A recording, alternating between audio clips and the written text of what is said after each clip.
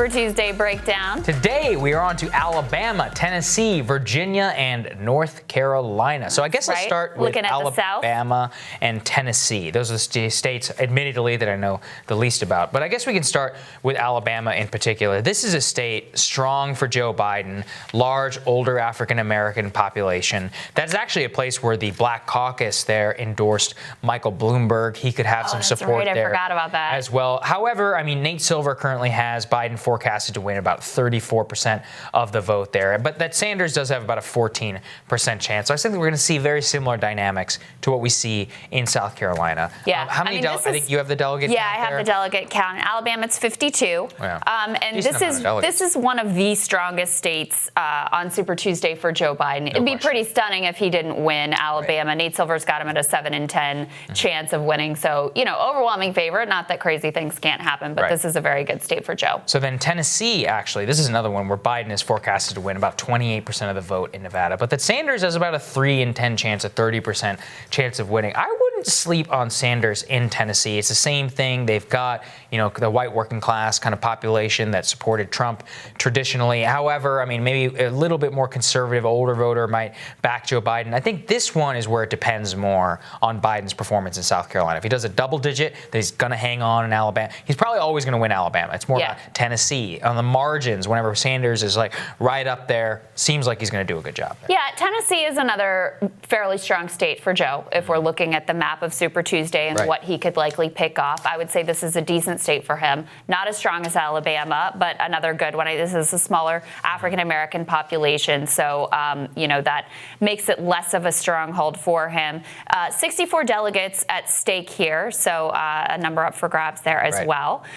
The two larger states in the South, though, in terms of delegate count, are Virginia and North Carolina. And there's a bit of a different picture here. In both of these states, Bernie and Biden are roughly even in terms of their odds of winning. So these are the ones that are really kind of on the bubble.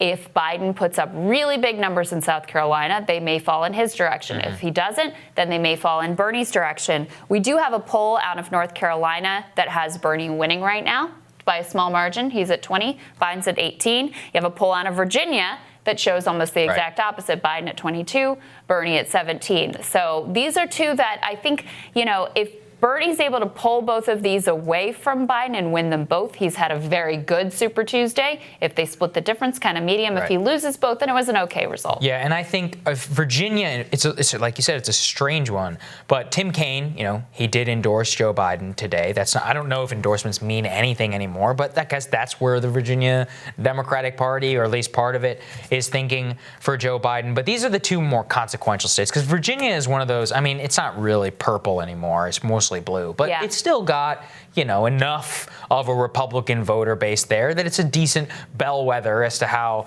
the rest of the country might think. North Carolina is another interesting one. I think Obama won the state once, lost the other time. So that's another one of those states where we certainly have to keep an eye on the performance. And so right now I think Biden is forecasted to win there, but Bernie's basically got 1 in 3 chance. And if Biden does well in South Carolina or not that well, like only wins by 5, we don't really know. Like you said, there's that one poll that just came out today saying Sanders on top of Biden there. If he wins North Carolina, that's a very good sign for Bernie Sanders. Yeah, I mean, look, I know Virginia very well, born and raised here, and still live here. Just cast my ballot here, by the way. And, it's basically become a suburban state.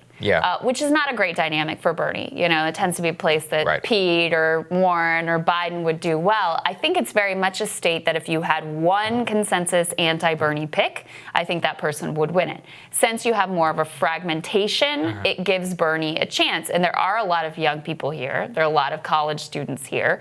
They have been very organized in the state. They've been doing rallies here. They've been trying to make something happen on the ground. I've spoken with their organizers. They are well organized here in Virginia. So I fully expect that it is very possible Bernie could pull off the win just because of that fragmentation in the anti-Bernie vote. And I think there's a similar dynamic that exists in North Carolina as well. Excited to see it. Can't wait. See. All right, don't forget to watch our Super Tuesday coverage next week. We'll be live at 9 p.m. and have all the latest election results and analysis.